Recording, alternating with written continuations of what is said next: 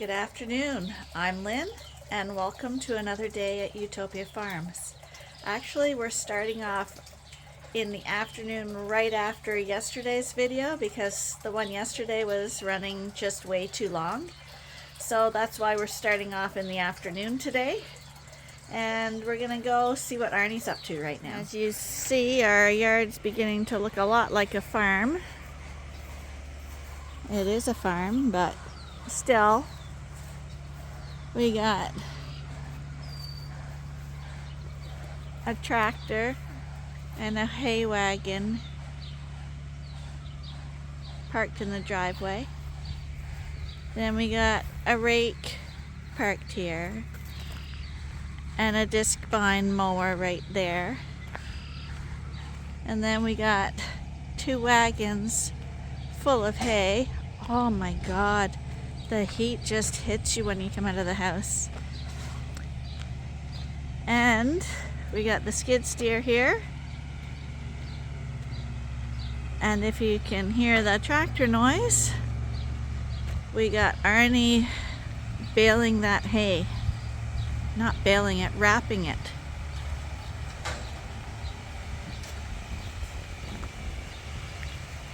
Remember we mentioned that we wanted to try get it all wrapped before some rain came in?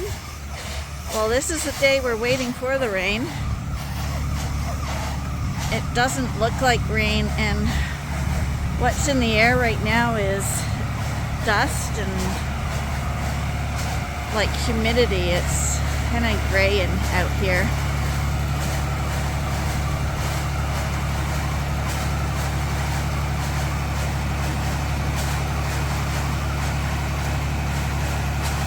So we watched this last night, and here we are again today.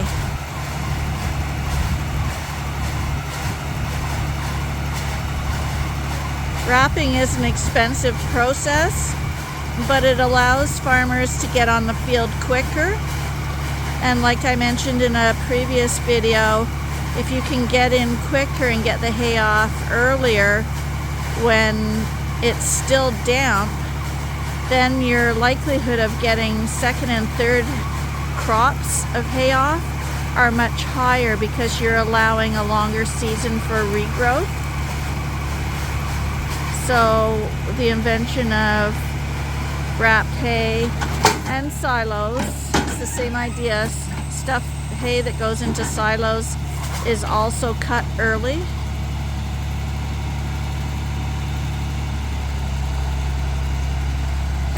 But otherwise, if you had to wait till the hay was dry, what dries it out is not just the heat, but remember we said this hay was ready to cut because it was in head. Once it's in head, the hay is putting all its energy into the seeds. And when it's doing that, it's getting coarser and coarser and coarser, and the stalks and the leaves are starting to dry up as it puts all its energy into those seeds. And by the end of that, when the seeds are fully ready, what is going to happen is the hay is going to dry out. And that's when you can make dry hay. But by the time the hay is dry, especially if you have legumes of any sort in it, and legumes would be things like clovers and bird's foot trefoil and alfalfa. By the time you wait for that to dry, you could be looking at July. And then your likelihood of a third cut is probably zero unless you live in a really fantastic climate, but not in Canada. So the wrapper basically allows you to bump up your hay production by at least 1 or 2 cuts a year, and that makes a huge difference.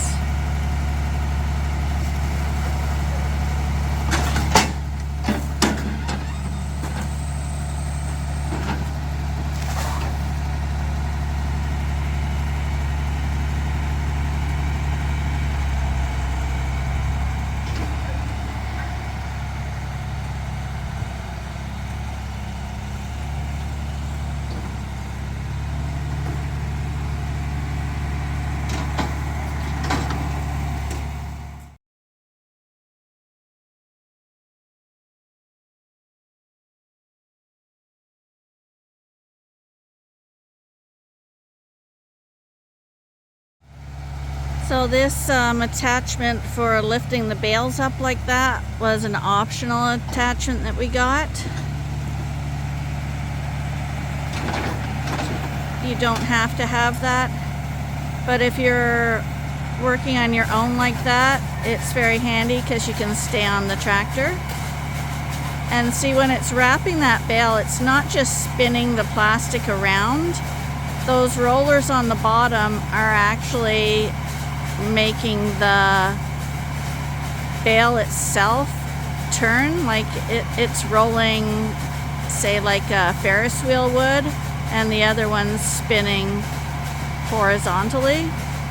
So it looks like the bale that's sitting on there getting wrapped is stationary, but it's actually spinning. And actually right now we've got a little bung up right when Arnie got off the tractor. For some reason,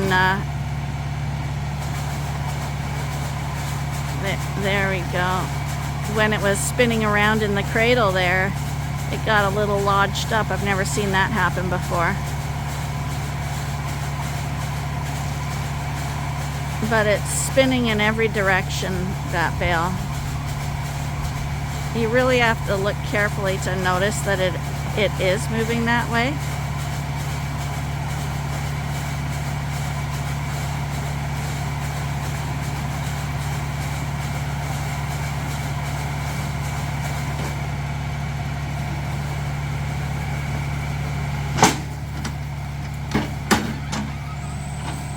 Oh, that bale's just been nothing but trouble. Couldn't even land right.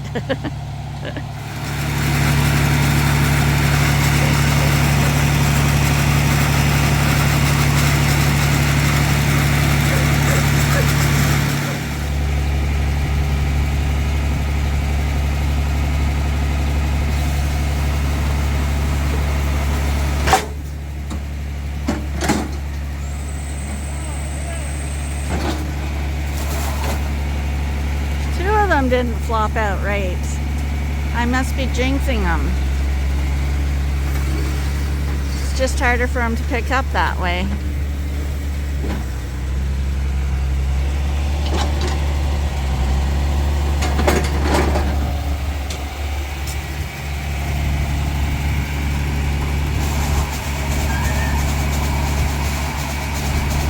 I just came to peek at the lamb barn. And these guys are all free to go outside, but nobody is out there.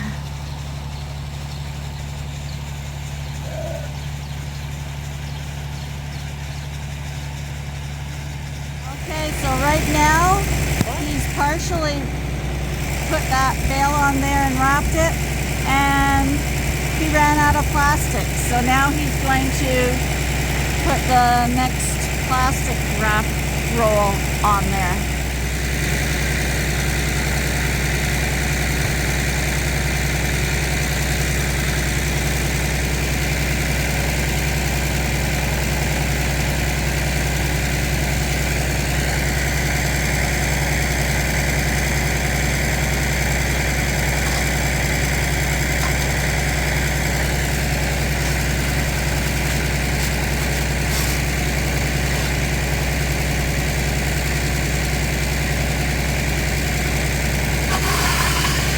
Like your saran wrap roll at home.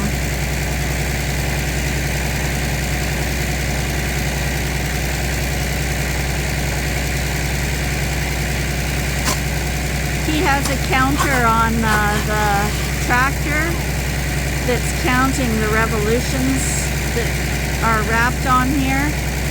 So it will have stopped when the bale stops spinning, and once he has the wrap set up again, then it will continue where it left off, so it will have the correct number of wraps on it.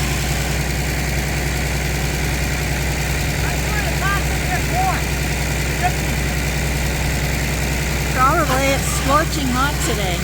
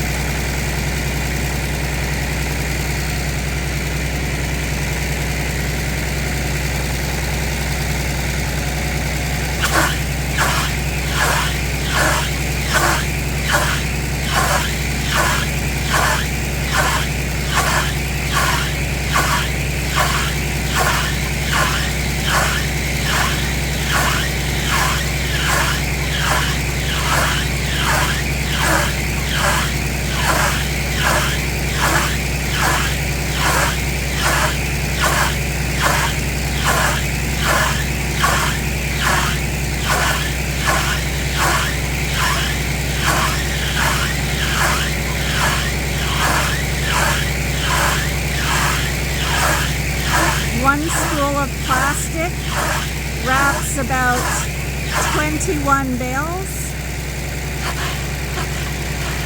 And I believe the roll of plastic costs $130. Now we're going to be heading out to the field to bale up the hay that we cut down, the pathway bales. These guys are all laying by the barn here. Is it cooler in the dirt, you guys? I think so.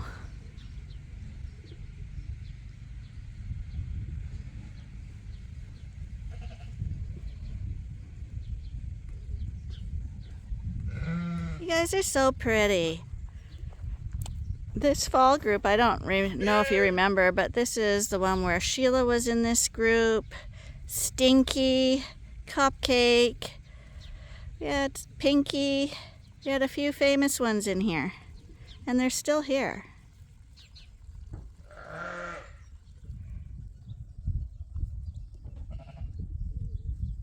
Hi, you guys. That's a photo.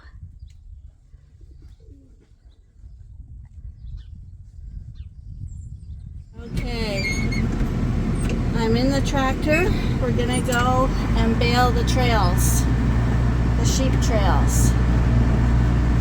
So you'll get to see what it's like from Arnie's perspective.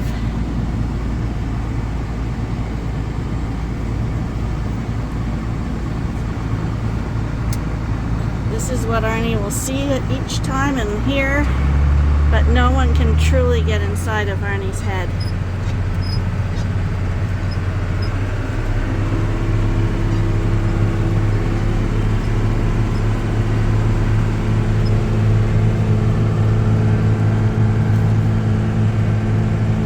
That's the baler behind us. You can see those black things. Sorry, it's going to be a rough ride, so there's nothing I can do about the movement. You're trying to be nice.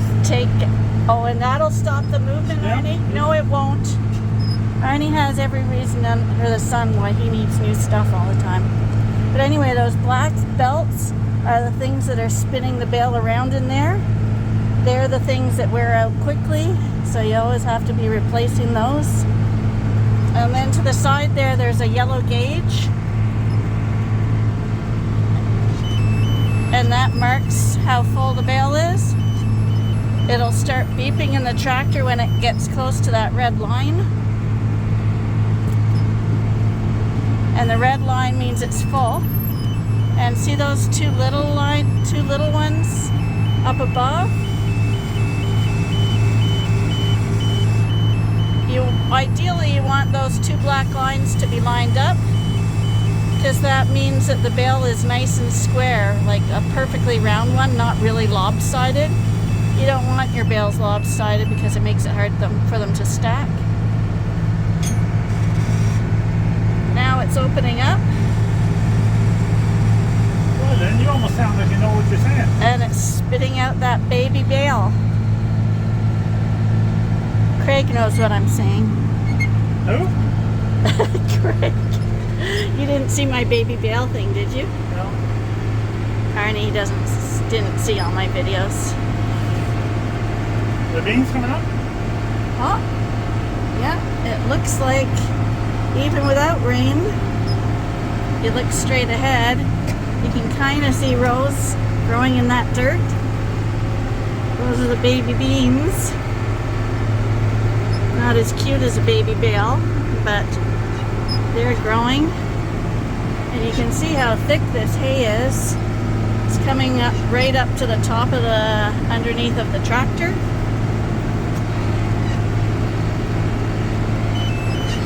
And that's how quickly he's only gone, I don't know, 50 feet, and another bale's been made.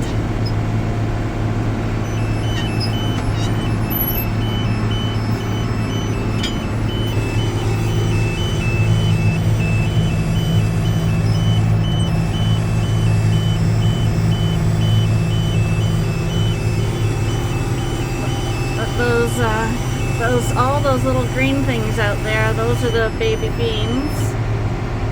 not weeds, they are beans. It's remarkable they can grow without any moisture.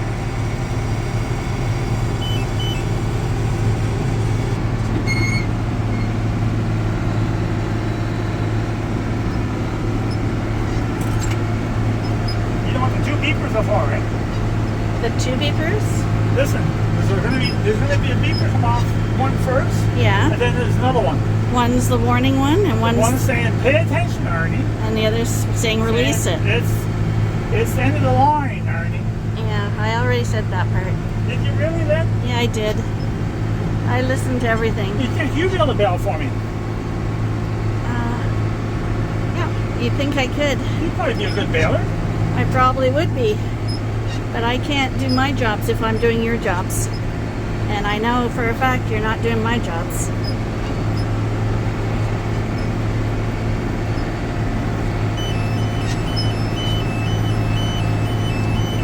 Pay attention, Arnie. The bale's almost full. And the bale is full.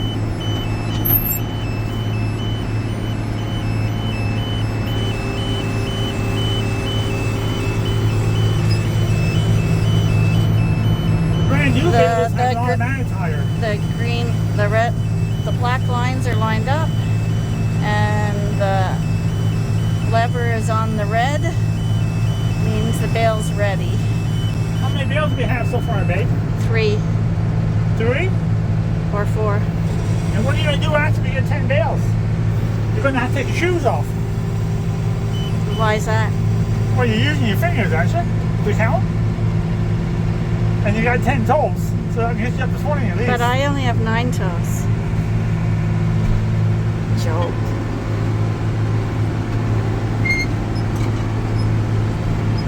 So Arnie, what's with the earrings? Someone told me I couldn't do it. So I did it. I don't know why I did it. Someone just told me I couldn't. What about your tattoos? Are we going to get to see those? No, they're private.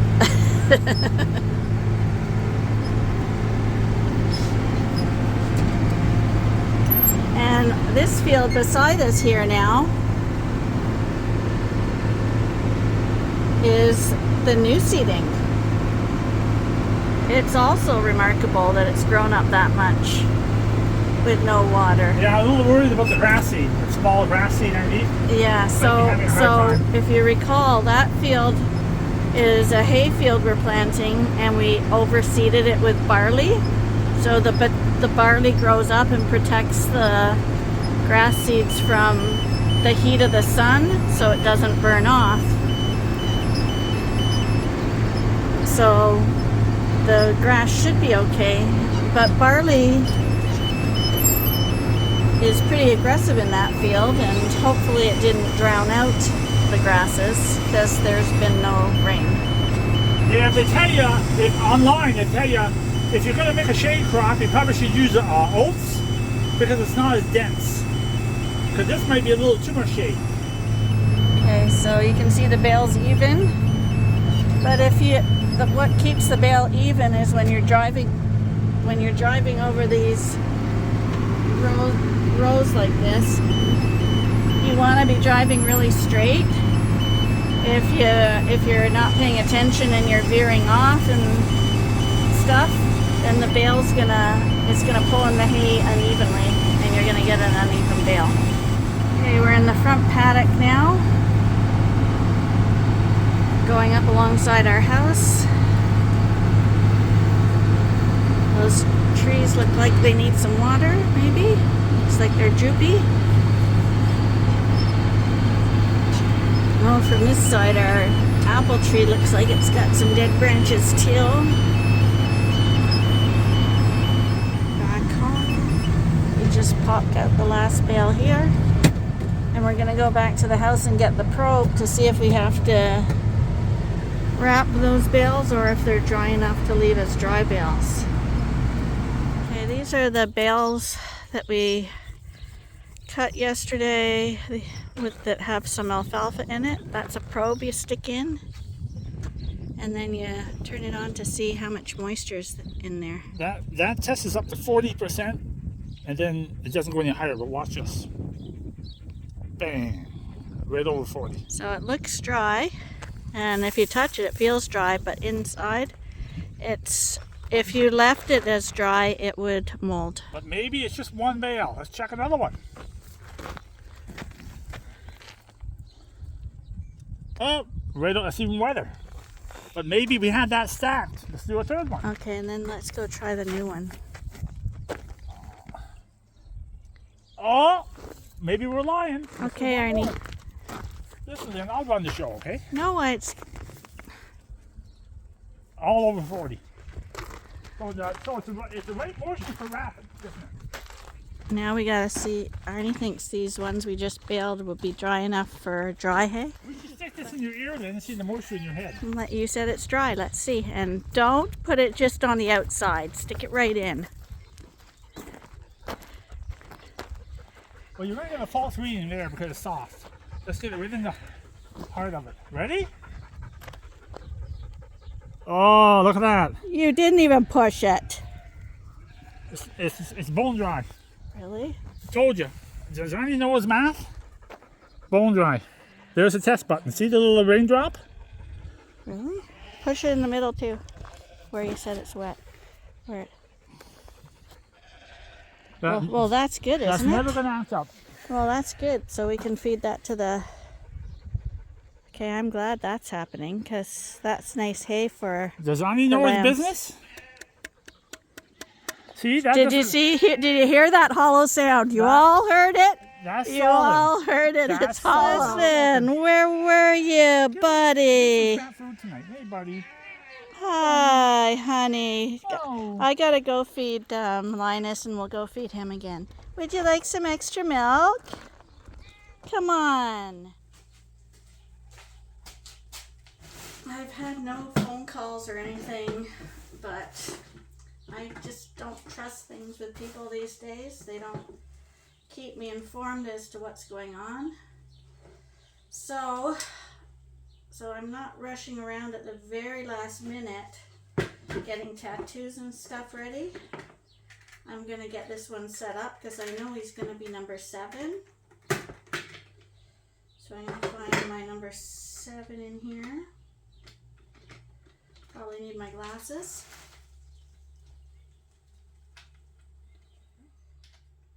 7, found it.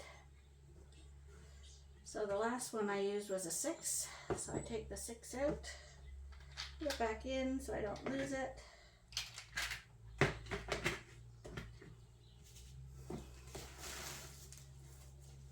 Okay, so this has got the year letter on there. It's an L.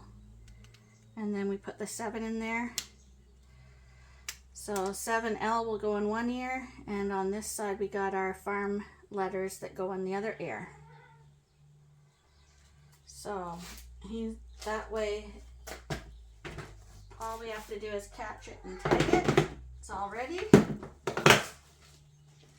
And I also wanted to deworm them, so I'm going to leave that there too, so I'll forget. So everything's there just in case. Just in case the livestock caller comes without calling me. At least I've got the stuff there, and he'll just have to wait for us to do that because we're busy haying and stuff, and we're just going to keep on keeping on. If people can't call me, then I'm going to assume they're not coming. Although I will prepare so that if they do come, it'll go as quickly as possible. But I'm not going to stop what we're doing in hopes that they'll come and then have them not come, and then we're behind. That's what this world has come to. I don't get it. Because I'm extremely overheated and nobody's communicating with me, I'm going to gripe for a second. This is going to be my little rant for the day. The worst thing is when you're trying to sell something like breeding stock. You advertise the sheep for a certain price, so they call you. The first question is always about the price, not about the sheep, not about their health, not about their pedigrees or anything like that, or can I come see them? Always the price first. So if I gave a price, they don't know if it's the most phenomenal animal on the face of the earth or a piece of crap that's getting ready to die in the field. But price seems to matter. But so you haggle over the price for a little while. Rarely do you not have to haggle. And then they'll say that, yeah, they're really interested. Could I get photos? So getting photos of sheep is not always the easiest thing either, because you gotta find them. If you have a group of 20 sheep, it's probably really easy. When you have groups of hundreds, it's a lot more difficult to find the individual sheep and then actually get a picture that's good enough that you would want to send to somebody and advertise this is the sheep you want. So I usually try to do videos with the YouTube so people can see it live, because it seems to help a little bit.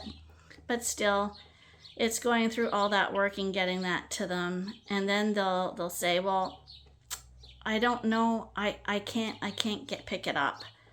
Do you deliver? Well, we don't deliver because we're way too busy for delivery, and Canada's a really big country. So we tell them that they need to get a shipper if they can't pick it up themselves, or can't even come see the animal. So they'll ask me to find shippers for them. So I've accumulated a list of shippers because we have sheep around the country. So I'll dig up the shippers' addresses and send that out to them. And it goes back and forth. Yeah, I really like them. And then it'll be like, yeah, maybe we could pick them up in a month. Well, you got to realize that we're in the business of selling sheep, not keeping sheep. And people are coming in here all the time buying sheep. So for me to hold a sheep for a month, it's a long time. Like, because we're feeding a lot of feed. Nobody ever offers to pay for the extra feed for holding them that long. So, and we don't like to be that person that asks for it, but we've started telling people that if you don't pick it up within 2 weeks, we charge $1 a day for feeding the sheep. And usually that's fine. It usually makes them come pick the sheep up earlier because they want to save $1. But inevitably, the day comes when they're supposed to pick up the sheep, and either A, they don't show. Not showing is a really, really big thing these days. Not calling, not texting is really big. When I was growing up, it never happened. I never heard of people that did things like that. But so that could happen, or you get or I'll end up calling them. Are you coming?